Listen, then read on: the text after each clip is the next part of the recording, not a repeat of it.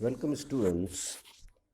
आज हम भारतीय राजनीतिक व्यवस्था में भारतीय राष्ट्रपति के कार्य और शक्ति, पावर एंड फंक्शंस देखेंगे और इस संदर्भ में देखेंगे कि वास्तविक स्थिति क्या है, वास्तव में राष्ट्रपति को किस प्रकार की भूमिका दी गई। एक बात तो बहुत साफ है कि हमने ब्रिटेन से संसदीय प्रणाली ग्रहण की है और ब्रिटेन में जैसी व्यवस्था है वहाँ पर कार्यपालिका दो भागों में विभक्त है। एक नाम मात्र की संवैधानिक कार्यपालिका है जिसका प्रतिनिधित्व वहाँ के सम्राट साम्राज्ञी के द्वारा किया जाता है, और दूसरी तरफ जो है क्राउन है जिसमें संसद और मंत्रिमंडल समेत जो है अन्य संस्थाएं शामिल हैं।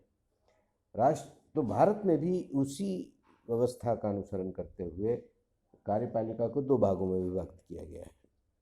एक संवैधानिक नाम मात्र कार्यपालिका है जिसका प्रतिनिधित्व राष्ट्रपति के द्वारा किया जाता है, और दूसरी तरफ जो है वास्तविक कार्यपालिका है जो प्रधान और मंत्रिमंडल के द्वारा जो है काम में ली जाती है।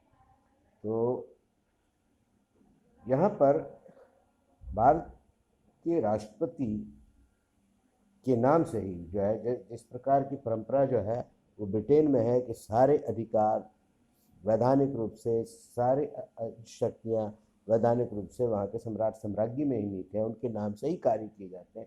ठीक उसी का अनुसरण करते हुए भारतीय राष्ट्रपति के पास भी जो है कानूनी रूप से सारी कार्यकारी शक्तियाँ, विधायी शक्तियाँ, वित्तीय शक्तियाँ, जिसका प्रयोग मुख्य रूप से मंत्रिमंडल और प्रधानमंत्री के द्वारा किया जाता है, वो उनमें निहित है कानूनी रूप से। एक चीज़, परंतु ये सभी अधिकारों का प्रयोग मंत्रिमंडल और प्रधानमंत्री के द्वारा किया जाता है।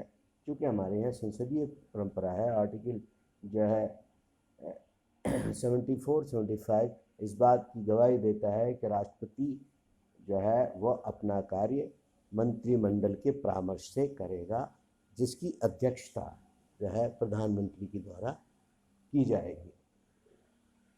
लेकिन एक बात यहाँ पर महत्वपूर्ण है, स्थिति के संदर्भ में यदि हम तुलना करेंगे राष्ट्रपति और ब्रिटेन के सम्राट साम्राज्य की, तो हम पाएंगे कि थोड़ी सी भिन्नता है।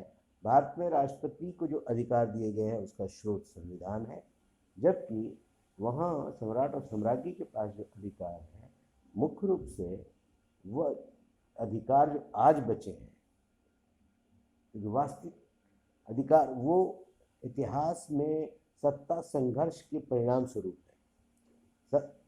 चाहे सदियों से वहाँ जनप्रतिनिधि और सम्राट के बीच सत्ता संघर्ष होता गया, और हर संघर्ष के परिणाम स्वरूप कुछ अधिकार सम्राट और साम्राज्ञी से खिसक करके वो जो है जनप्रतिनिधियों के पास चले गए, और इस तरह धीरे धीरे वो सम्राट और साम्राज्ञी एक सिंबल रह गया, एक प्रतीक रह गया, और सारी वास्तविक शक्तियाँ जो है वह उनसे निकल करके जो है जनप्रतिनिधि जो है संस्थाओं में चली गई। तो यहाँ पर, लेकिन यहाँ पर भारत में भारतीय राष्ट्रपति की स्थिति कुछ तो परिस्थितिजन्य है और कुछ संविधान के द्वारा निरूपित। हम उसके संदर्भ में इनकी चर्चा करेंगे। तो सर्वप्रथम देख लें उनके कार्य और शक्तियाँ वैधानिक रूप से क्या है। वैधानिक रूप से राष्ट्रपति के कार्यकारी अधिकार पर दृष्टि डालेंगे तो वह मंत्रिमंडल में प्रधानमंत्री की नियुक्ति करता है, प्रधानमंत्री के परामर्श से मंत्रिमंडल के अन्य सदस्यों की नियुक्ति करता है, प्रधानमंत्री के आदेश से ही वह अन्य मंत्रियों को हटाता है, अन्य जो है, और इस प्रकार कार्यकारी अधिकार में मंत्रिमंडल का जो है निर्माता के रूप में देखा जाता है। दूसरी तरफ देखेंगे कि सारे कार्यकारी अधिकार जो है वो राष्ट्रपति में निहित हैं, सारे कार्यकारी निर्णय जो है वो राष्ट्रपति के नाम से लिए जाते हैं। विधायिक अधिकार के संदर्भ में देखेंगे तो जितने भी विधेयक हैं, या यूँ कहें कि संसद के सत्र बुलाना, संसद के सत्र का स्थगन करना, संसद में जितने भी विधेयक प्रस्तुत होते हैं, ये सब किसी न किसी रूप में राष्ट्रपति के नाम से ही किए जाते हैं, राष्ट्रपति के द्वारा प्रदत्त अधिकार के द्वारा ही किए जाते हैं। वित्त के संदर्भ में भी आप दृष्टि डालेंगे तो बजट का निर्माण भी जो है राष्ट्रपति के आदेश से किया जाते हैं। राष्ट्रपति ही जो है उसको प्रस्तुत करवाता है और राष्ट्रपति के द्वारा इसे पारित कराने का प्रयास किया जाता है। न्यायिक अधिकार में जो है न्यायपालिका के सदस्यों की नियुक्ति वो करता है और अंत में जब न्यायपालिका किसी अपराधी को दंडित कर देता है तो जो है उस संदर्भ में क्षमादान का अधिकार भी जो है राष्ट्रपति के पास ही उपलब्ध है।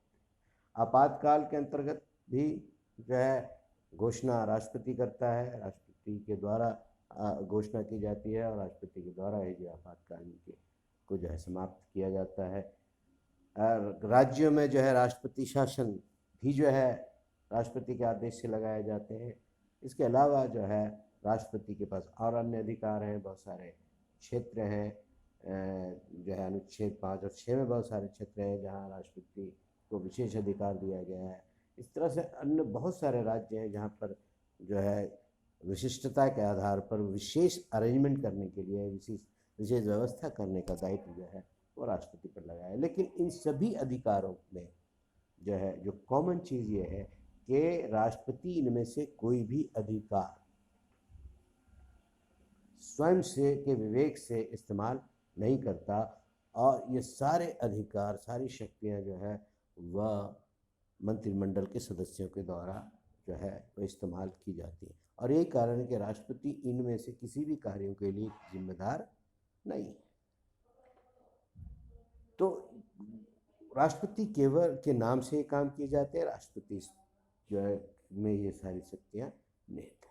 तो वास्तविक स्थिति क्या है? राष्ट्रपति की वास्तविक स्थिति की चर्चा करें तो दो प्रकार की स्थिति है, एक परिस्थितिजन्य स्थिति है और एक संवैधानिक स्थिति।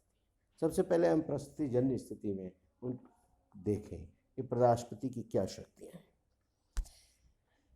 हम जैसा कि जानते हैं कि जब लोकसभा का इलेक्शन पूर्ण हो जाता है तो जिस दल को बहुमत मिल जाता है उस दल के जो मुखिया हैं, जो उसके जो नेता हैं, उनको प्रधानमंत्री पद पर आमंत्रित किया जाता है। लेकिन भारत में मल्टी पार्टी सिस्टम होने के कारण और फ्रैक्चर मैंडेट होने के कारण जो है कई बार ऐसी समस्या उत्पन्न हुई है जब किसी भी दल को बहुमत नहीं मिला। खास करके जो है 14वें लोकसभा के इलेक्शन से पहले जो मुख्य रूप से 1989, 91, 96, 98, 99, 2004, 2009 ये जो इलेक्शन हुए इनमें किसी भी दल को बहुमत नहीं मिला। ऐसी परिस्थिति में राष्ट्रपति की शक्तियाँ प्रधानमंत्री को चुनने की या प्रधानमंत्री को पद पर आमंत्रित करने की जो है वो अत्यंत बढ़ जाती है।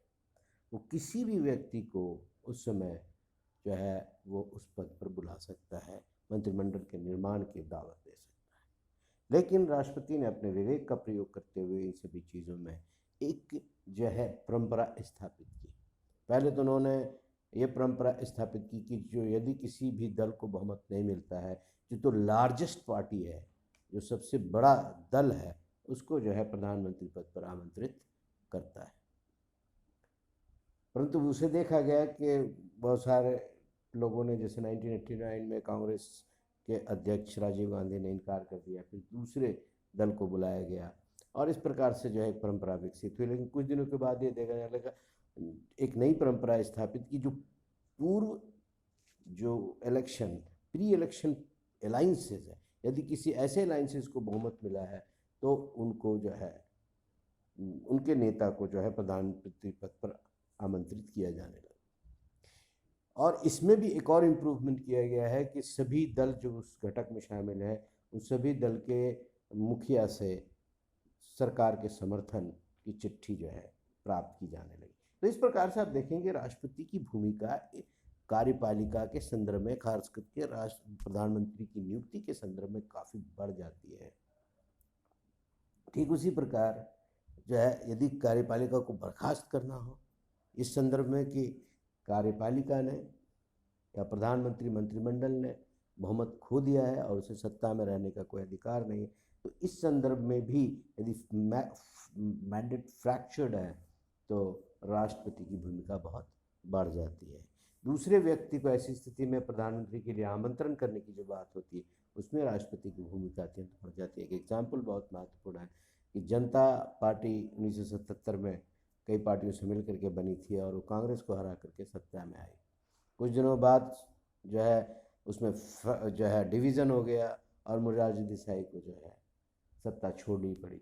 तब जो है उस समय के तत्कालीन राष्ट्रपति नीलम संजीव रेड्डी ने जो है चरण सिंह को जो है सत्ता में आमंत्रित किया या प्रधानमंत्री पद पर आमंत्रित किया, क्योंकि उस वक्त अपोजिशन लीडर इंदिरा गांधी ने उन्हें जो है समर्थन देने का वादा किया। लेकिन वह अपना बहुमत साबित करते से पहले ही जो है समर्थन वापस ले लिया गया। तब फिर से परिस्थिति उत्पन्न हुई कि नए जो है व्यक्ति का चुनाव किया जाए। क्लेम जो है जगजीवन राम ने किया कि हमें प्रधानमंत्री पद के लिए आमंत्रित करें चूँकि हमारे पास बहुमत है, परंतु नीलम संजीव रेड्डी ने इस क्लेम को मानने से इनकार कर दिया और जो है उन्होंने इलेक्शन की घोषणा कर दी। तो इस प्रकार आप देखेंगे कि यदि संसद में किसी को बहुमत नहीं है तब प्रधानमंत्री पद पर व्यक्ति को आमंत्रित करने और बर्खास्त करने दोनों ही स्थिति में जो है वो उनकी शक्तियाँ अत्यंत बढ़ जाती हैं, उनकी भूमिका बढ़ जाती है। इसी प्रकार से एक और प्रश्न है कि जो प्रधानमंत्री की सलाह से समय से पूर्व ही लोकसभा को बंद किया जा सकता है, यह अधिकार है। लेकिन यदि प्रधानमंत्री को बहुमत नहीं है तो प्रधानमंत्री के ऐसे सलाह को मानना या न मानना जो है राष्ट्रपति पर निर्भर करता है और राष्ट्रपति की जो शक्तियां हैं वो इस समय बहुत जो है वास्तविक हो जाती है। कार्यपालिका के अतिरिक्त कुछ और क्षेत्र हैं जिसमें संवैधानिक रूप से परिवर्तन करते हुए कुछ अधिकार राष्ट्रपति के पास हैं। जैसे विधायी अधिकार के संदर्भ में हम बात करें तो संसद के द्वारा पारित विधेयक को जब राष्ट्रपति के समक्ष भेजा जाता है तो राष्ट्रपति के पास क्या अधिकार है? राष्ट्रपति या तो हस्ताक्षर कर दे, दूसरी चीज़ है कि राष्ट्रपति जो है अपने परामर्श के साथ उस विधेयक को लौटा दे। जब लौटा दिया जाता है तो निश्चित रूप से जो है विधायिका उस पर जो है वो परामर्श पर विचार करके यदि उसे माने या ना माने दोबारा पारित करके यदि उसे राष्ट्रपति के पास भेजती है तो राष्ट्रपति के पास कोई अधिकार नहीं बचता, उस पर उसे अपने हस्ताक्षर देने पड़ते हैं। लेकिन तीसरी स्थिति है कि राष्ट्रपति के पास किसी भी विधेयक पर हस्ताक्षर करने के लिए कुछ समय सीमा निर्धारित नहीं है और इसका प्रयोग करते हुए वह जो है किसी भी विधेयक को किल कर सकता है। तो यहाँ पर विधायक शक्तियाँ जो है वो के संदर्भ में एक महत्वपूर्ण भूमिका है, जबकि ब्रिटेन में ऐसी कोई चीज़ नहीं है। ब्रिटेन में जो है 1707 के बाद जो है कोई भी विधेयक पर उन्होंने वापस करने की बात नहीं है और उसे अपने हस्ताक्षर करने पड़ते। राष्ट्रपति का और संदर्भ में काफ़ी शक्तिशाली और उसका प्रदर्शन पिछले कई बार से देखा गया है कि आपातकाल की घोषणा के संदर्भ में एक बदलाव किया गया है कि आपातकाल की घोषणा राष्ट्रपति के द्वारा तभी की जा सकती है यदि राष्ट्रपति यह मांग करे कि उसे जो भी परामर्श दिया जाता है वो लिखित में दिया जाए, और ऐसा यदि मांग की जाती है तो उसे ऐसा मंत्रिमंडल को ऐसा करना आवश्यक होगा, अन्यथा वह आपातकाल की घोषणा से मना कर सकते।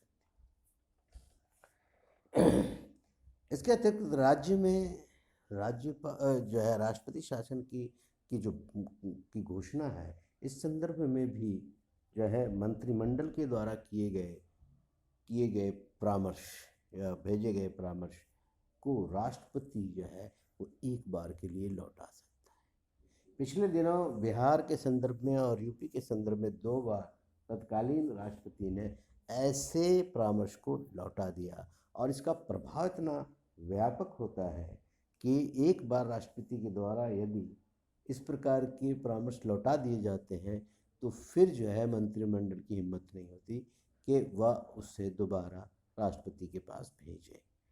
यदि राष्ट्रपति के पास दोबारा भेजा जाता है तो निश्चित रूप से वैधानिक आवश्यकता इस बात की वैधानिक जो है रिक्वायरमेंट इस बात की है कि उस पर वो हस्ताक्षर करे, परंतु ऐसा करना मंत्रिमंडल के लिए संभव नहीं होता क्योंकि उस विषय पर फिर जो है देश में जनमत तैयार होता है कि राष्ट्रपति ने यदि उसे ठुकराया है या उसे लौटाया है तो निश्चित रूप से उसमें कोई मेरिट होगा और फिर उसको उसका प्रतिकार करना सरकार के लिए बहुत मुश्किल होता है। तो इस प्रकार से देखेंगे कि राष्ट्रपति के पास प्रस्तुतिजन्य बहुत सारे अधिकार हैं। इसके अलावा राष्ट्रपति को पूर्वोत्तर के राज्यों में या जो है गुजरात, महाराष्ट्र, इस संदर्भ में भी बहुत कुछ अधिकार दिए गए हैं, जिसका वो अपने स्वयं से या अपने अधिकारी के द्वारा जो है उस क्षेत्र के विशेष अधिकारों को का इस्तेमाल कर सकता है।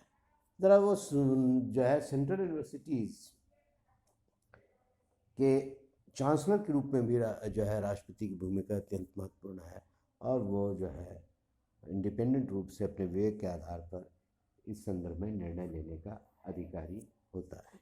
तो इस तरह से राष्ट्रपति की भूमिका जो है यहाँ पर बहुत ही महत्वपूर्ण हो जाती है। एक और संवैधानिक भूमिका है जो जिसकी चर्चा मूल रूप से वाल्टर बैजहॉट ने अपने किताब 1867 में जो है की थी कि सम्राट के पास परामर्श देने का, सूचना प्राप्त करने का और जो है चेतावनी देने का अधिकार है। इसको जो है भारतीय संविधान में समाहित कर लिया गया है और इसमें यह प्रधानमंत्री का दायित्व है कि जब भी राष्ट्रपति मंत्रिमंडल से संबंधित कार्रवाई की सूचना मांगे तो उसे देना पड़ता है, देना पड़ेगा।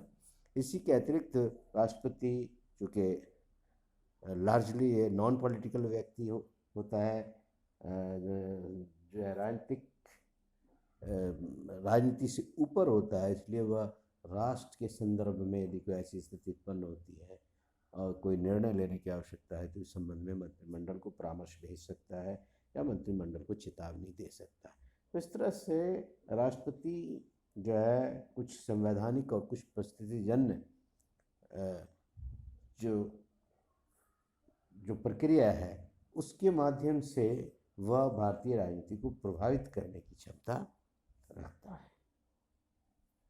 आज इतना ही बस।